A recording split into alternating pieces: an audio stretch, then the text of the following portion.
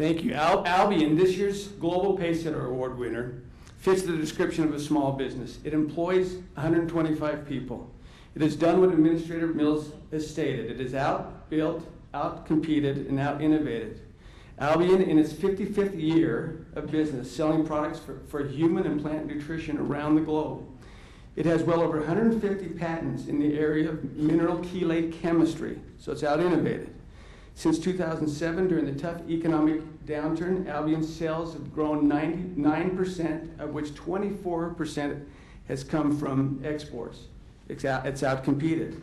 It's conducted over 200 scientific studies on its products for efficacy, safety, compatibility. It's outbuilt.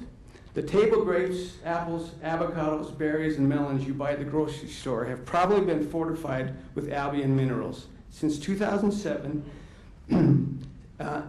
Albion has increased its profitability by 169% through exporting. Please welcome to the podium Dwayne Ashmead, President of Albion, for a few remarks. Dwayne? Jim Hyde, CEO of Albion.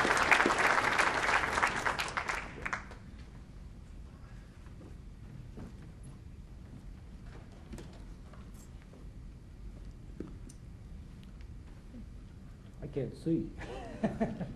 Thank you. Thank you very much. As I think about this, when I first started into the export business back in 1970, and I did it alone at that point in time, it's been a long road from there to this podium. And the success that we've had has been, to a degree, certainly a big degree, on the quality of our products and our services and our people. But it also is dependent upon relationships that we have built with customers around the world. And there are many factors that go into these relationships. I would like to just touch very, very briefly on just a few of those factors. One of them is language and customs. Now, we can't speak every language in every country that we go to, but I always try to learn a few phrases. And one word that I learn right off the bat is thank you. Thank you in another language will get you further than any other phrase or comment that you can possibly imagine. Customs are also important. I can remember one time sitting at lunch in Portugal. We'd been eating for about 2.5 hours and talking, and my host turned to me and said, "You're not an American." And I said, "Yes, I am." He said, "No, you're not." I said, "I am, but why do you say I'm not?" And he said, "Well, if you were truly an American, the first thing you'd want is a whiskey. The second thing you would want is to know where the nearest golf course is. And the third thing is that you would have finished eating within a half an hour and want to get out of here. You're still sitting here, still talking, doing what we do. You're just not an American." Another thing that I think is very important is understanding the history of a country. You know, if we understand the history, we understand the people. We understand what makes them tick. And whether we like it or not everyone thinks the way we do, and yet we have to do business with them. I remember one time sitting in a French cafe by myself, and close to me was an American couple that were quite loud, and they said, "Why can't these stupid foreigners do things right? Why don't they learn how to do it the way we do it in the United States?" And they went on, and finally I got angry, and I got up and I went over to them and I said, "Listen, you're the foreigner. Why don't you learn to do things the way they do it in France? In France, it works." Well, they were insulted by me and got up and left. And the waiter came over to me and thanked me for my comments, and another patron came over to me and thanked me for having stood up for France, because in France, the French way is the right way. Understanding political systems is also important. And that's difficult because frequently we want to make judgment. and yet we can't. We tend to think of the United States as being the center of the world, and sometimes it is, but sometimes it isn't. And people in other countries look at their countries as being pretty important as well. As I listened to the comments this morning, I thought about how many of us in here could name the head of Lebanon, or Germany, or China. To the Chinese, their leader is pretty important, or to the Germans, their leader is pretty important.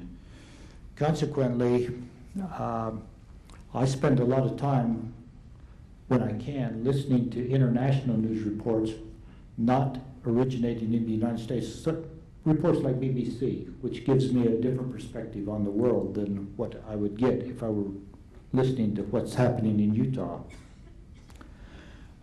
One last comment on that, and then I can remember several years ago sitting with a group of university professors in Hungary, all of them younger than I, and this was at the time that Poland and solidarity was gaining steam, but we didn't know what was going to happen yet.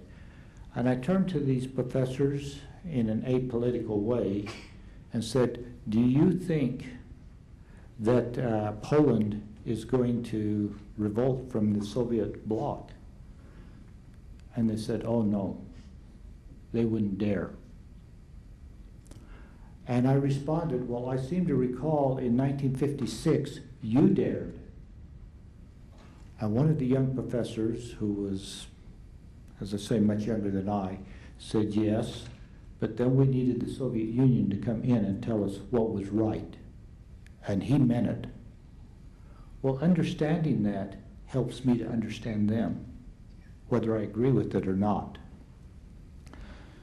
Besides all of these things, of course, the company needs a good support team, not only technical salespeople, in the case of Albion, but a technical support team, competent research people, people that can travel, people that can speak in other languages. You know, Albion, I would estimate that more than half of the people in Albion speak 2 or 3 languages. And that's important because when a customer calls us, we're able to communicate with them in their own language rather than forcing them to speak our language.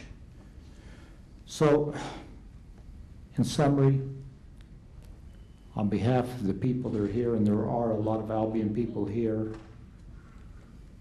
and a lot of people that aren't, but on behalf of them, I thank you for this award. I appreciate it very much. Thank you.